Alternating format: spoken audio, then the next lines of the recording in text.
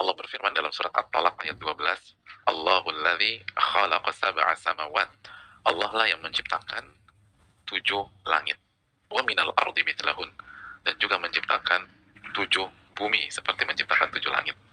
Yatanazzalul amru bainahun. Dan Allah Subhanahu wa taala menurunkan perintah dan takdirnya di sela-sela langit dan bumi tersebut. Jadi itulah apa yang kita alami setiap hari. Contohnya hari ini teman-teman macet gitu ya. Nah, itu ditakdirkan oleh Allah Subhanahu wa taala. Nah, tujuannya apa sih? Allah takdirkan ini semua. Allah ciptakan kita dengan ujian kita, musibah yang kita alami, suka dan duka kita, canda dan tawa kita, dan terkadang duka dan air mata kita. Semuanya itu lita'lamu annallaha ala kulli syai'in qadir, agar kalian mengetahui bahwa Allah yang maha berkuasa atas segala sesuatu. Allah lah yang berkuasa atas segala sesuatu. Wa annallaha qad ahata bi kulli syai'in ilma. Dan ilmu Allah mencakup segala sesuatu. Jadi tujuan Allah ciptakan kehidupan kita gitu loh. Itu tujuannya agar kita yakin banget bahwa Allah lah yang menciptakan dan berkuasa atas segala sesuatu. Gitu. Bukan kita yang berkuasa, tapi Allah yang berkuasa. Mula yang berkuasa, Allah yang berkuasa. Gitu. Allah yang berkuasa. Dan ini penting. Allah yang berkuasa. Gitu. Jadi tujuan kehidupan itu, tujuan hidup itu sebenarnya sederhana ya. Agar menjelaskan siapa nih yang berkuasa. Kita bangun sekolah, nggak ada muridnya. Kalau kita berpikir kita yang punya kuasa, kita kesel, kita down, kita depresi, kita sedih. Kenapa saya udah buat capek-capek ini sekolah, nggak dihargai sama manusia? Gitu kan? Tapi kita kesel gitu ya, Masya Allah. Tapi kita ingat lagi, iya, saya ini kan hamba yang berkuasa Allah. Tugas saya buat sekolah dan bermanfaat. Adapun Allah takdirkan nggak ada muridnya, itu mah kuasa Allah, bukan urusan saya. Maka kita akan ngadepin plong aja, enak. Gitu. Saya enak santai. Gitu. Dan itulah yang kita sedang bahas dalam surat At-Talaq ayat 12. Bahwa tujuan hidup ini, yang pertama adalah untuk mengenal Allah. Dan pada saat kita mengenal Allah, Allah akan bantu kita. Allah akan mudahkan kita. Allah akan berikan taufiknya. Allah akan berikan apa yang kita butuhkan. Bagaimana tidak? Jika seseorang mengenal bosnya dengan baik saja, maka dia akan mendapatkan tempat khusus di hati bosnya. Dan bosnya senang banget sama dia. Kenapa? Karena anak buah saya ini ngerti banget tentang saya.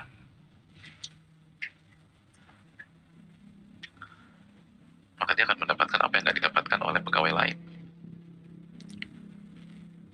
Dia jadi kesayangan bosnya. Kenapa? Sebatas dia mengenal bosnya. Mungkin dia bukan orang paling pintar di perusahaan tersebut. Bahkan mungkin bukan yang paling rajin. Tapi dia kenal banget bosnya. Sehingga dia tahu kapan harus masuk, kapan harus diam, kapan harus menyapa, kapan harus tidak.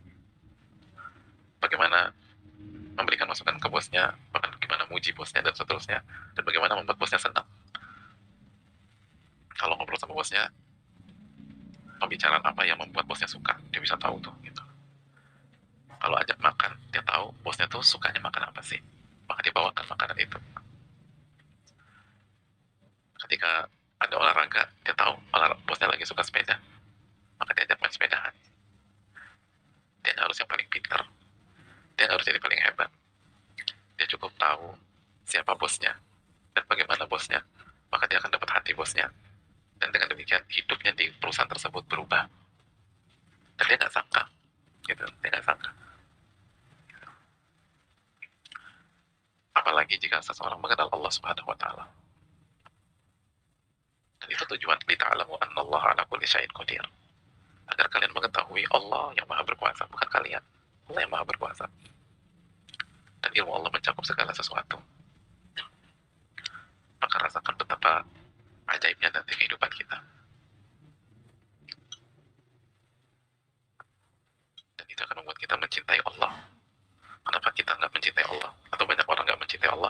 Karena nggak kenal sama Allah.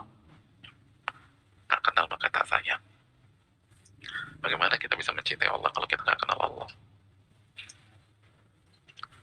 Alih-alih cinta jadi buruk sangka sama Allah. Kenapa? Karena misalnya dijadikan sebagai tuli. Ketika ada seorang teman tuli tidak mengenal Allah, maka dia berpikir bahwa Allah sedang merendahkannya dengan dihilangkan pendengaran tersebut.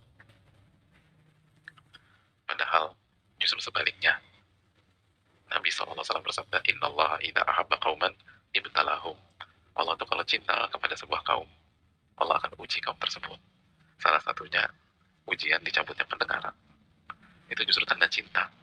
Tapi karena kita nggak mengenal Allah, akhirnya kita pikir Allah jauh dari kita. Allah meninggalkan kita. Padahal justru itu kan Allah sayang sama kita. Akhirnya kita nggak bersabar.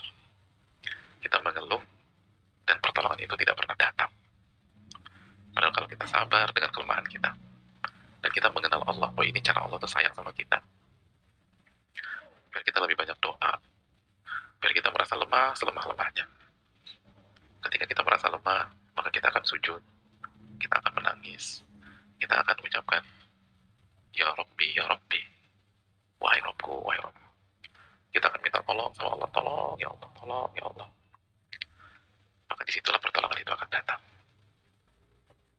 Allah akan kasih keberkahan. Kenapa Nabi Yunus hanya sekali mengucapkan doa langsung diijabah sama Allah?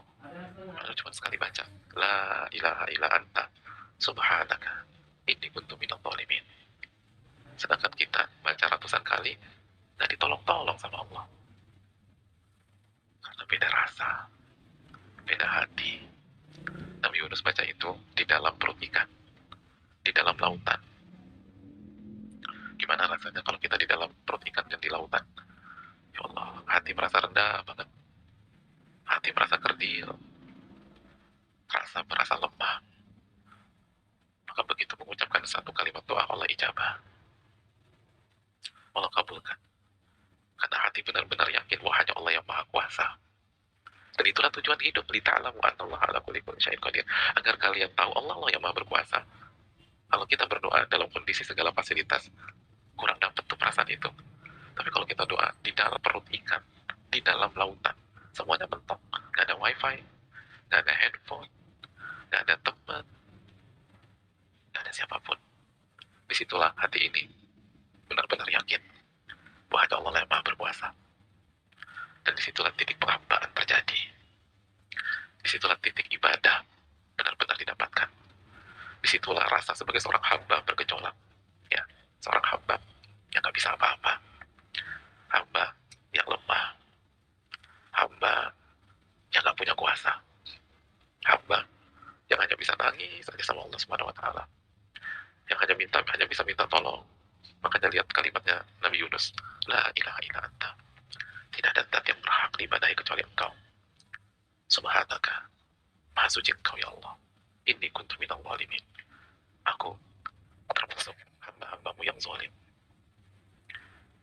Titik seorang hamba didapatkan. Hamba yang hanya bisa menangisi dosa-dosanya.